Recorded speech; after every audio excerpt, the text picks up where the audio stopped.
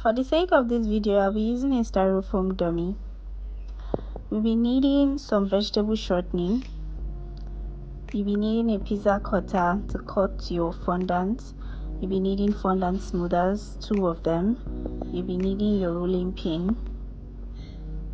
You'll be needing either a flexible smoother like this, or you can use a hard card, your cake box paper, 250-gram hard card paper. You'll be needing a pair of scissors, corn flour, and measuring tape as well. Make sure you measure the circumference of your cake and the width and height as well.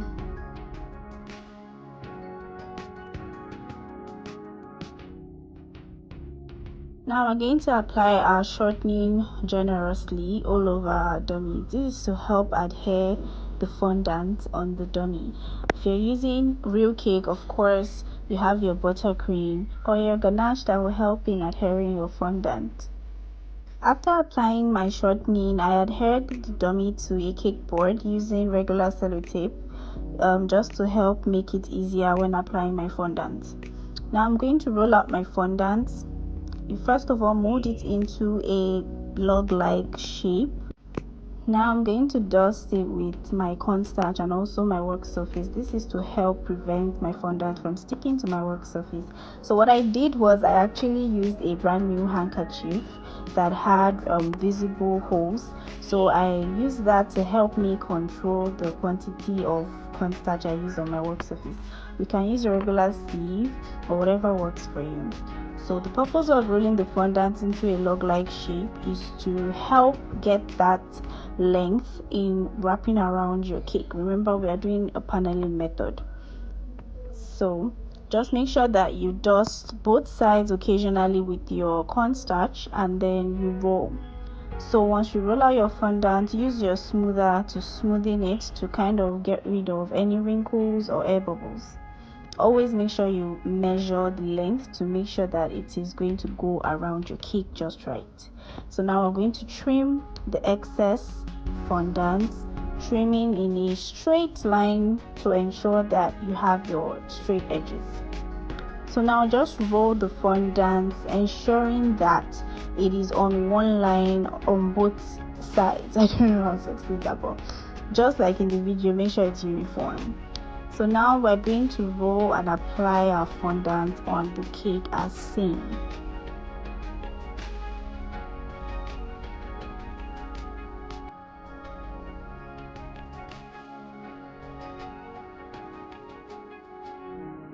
Once you apply your fondant around your cake, use your hands to smoothen upward and downward, and then go in with your fondant smoother to smoothen it better. This is to ensure that it sticks to your buttercream or whatever adhesive you used, and it is to also help with taking out any excess air bubbles or trapped air. So now that we have identified the joint, we are going to use a sharp knife to just make a slit on where the fondant ends meet. Once you take off your excess fondant, just join together the ends of the fondant and smoothen it with your smoother. This is going to come together pretty easy when you use your dummy or if you cover your cake with ganache. But if you cover your cake with buttercream, it might not be this easy to just smooth together. So I advise that you add a little bit of water using your brush like so, and that would help ensure that both ends of the fondant stick together seamlessly.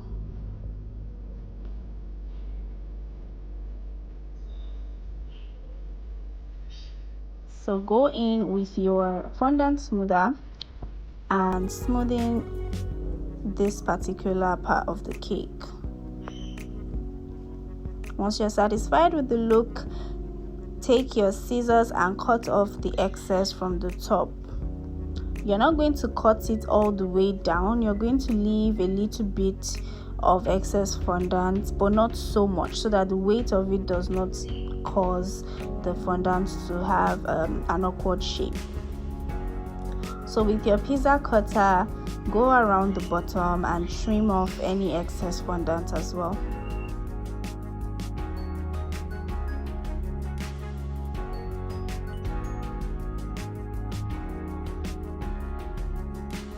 Once you're done with that, roll another piece of fondant for the top of our cake.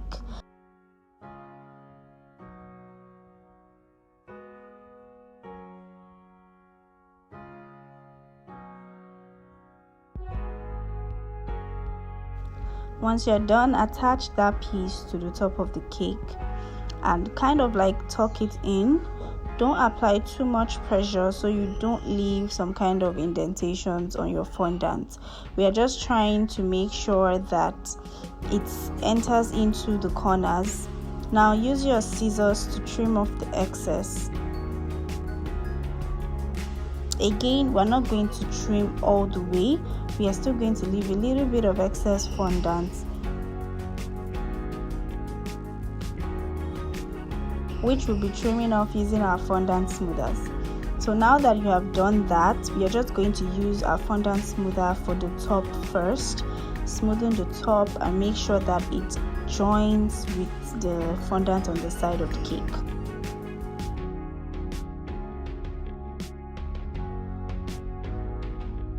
Now we will be going in with our flexible fondant smoother.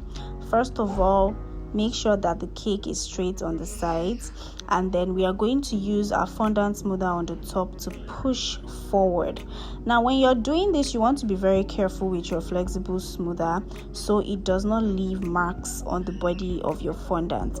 But if this happens, there is no need to panic. You can always smoothen it out before your fondant dries out. So basically, you're just going to use the height of the cake from the top to gauge where you're going to cut the excess fondant from. Once you make your first cut, you're just going to keep on smoothing from the top, from inside out. Basically, you're smoothing from inside out. The most important thing is to remain calm and keep your eyes on the edge of your cake, right? On your flexible smoother, you make sure that you do not apply so much pressure on the edges so that the marks don't affect your fondant. But from the top, you're just going to be smoothing inside out. So when you push the fondant out, the sharp edge of your flexible smoother is going to help in cutting the excess fondant, giving you that seamless sharp edge.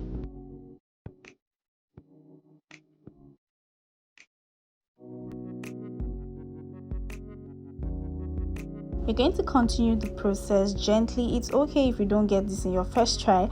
I don't think I got mine right on my very first try. It's something I had to do again and again.